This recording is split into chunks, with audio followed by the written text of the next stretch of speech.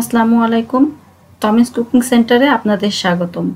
আজ মাত্র 2 টাকার ক্যান্ডি দিয়ে একটা নামি দামি রিফ্রেশিং ড্রিঙ্কস বানাম, যেটা কিনা আমরা বড় কোনো হোটেল বা রেস্টুরেন্টে অনেক দাম দিয়ে অর্ডার করে থাকি। বাচ্চা থেকে বড় সবাই এই ড্রিঙ্কসটা অনেক পছন্দ করে, আর খেতেও অনেক বেশি টেস্টি হয়। এই ড্রিঙ্কসটা বানাতে খুব বেশি উপকরণ লাগে না, খুব অল্প উপকরণে ড্রিঙ্কসটা বানানো যায়, কিন্তু এই গরমে এটা আপনাকে অনেক বেশি আরাম আর স্বস্তি দিবে। আমি একটা লেবু কেটে নিলাম দুইভাবে, কয়েকটা ছোট টুকরা করে নিয়েছি ড্রিঙ্কসের ভিতরে দেবার জন্য, আর গ্লাস ডেকোরেশনের জন্য গোল করে স্লাইস করে নিলাম কয়েকটা। ফ্রেশ পুদিনা পাতা নিলাম কয়েকটা।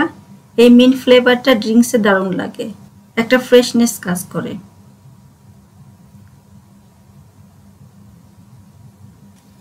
এরপর কিছু 2 টাকা দামের পালস ক্যান্ডি নিয়ে নিলাম।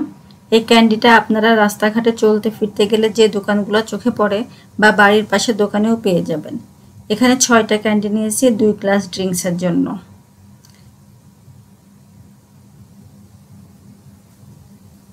এবার এগুলো ক্রাশ করে নিতে হবে। আপনার যেভাবে সুবিধা হয় সেভাবে করে নিতে পারেন।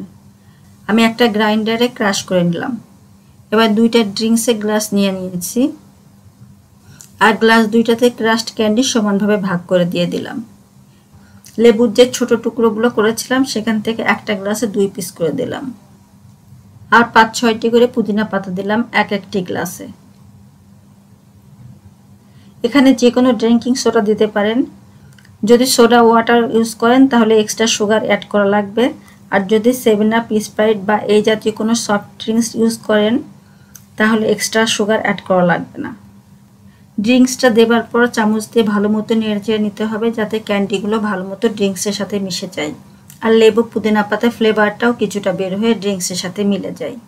এবার দিয়ে দিলাম কিছু আইস কিউব।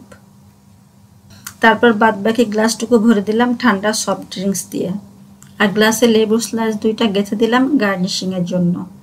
ব্যাস হয়ে গেল 2 টাকার ক্যান্ডি দিয়ে নামি দামি রিফ্রেশিং ড্রিঙ্কস। ভিডিওটি ভালো লাগলে অবশ্যই লাইক কমেন্ট করবেন। ভালো থাকবেন সবাই। আল্লাহ হাফেজ।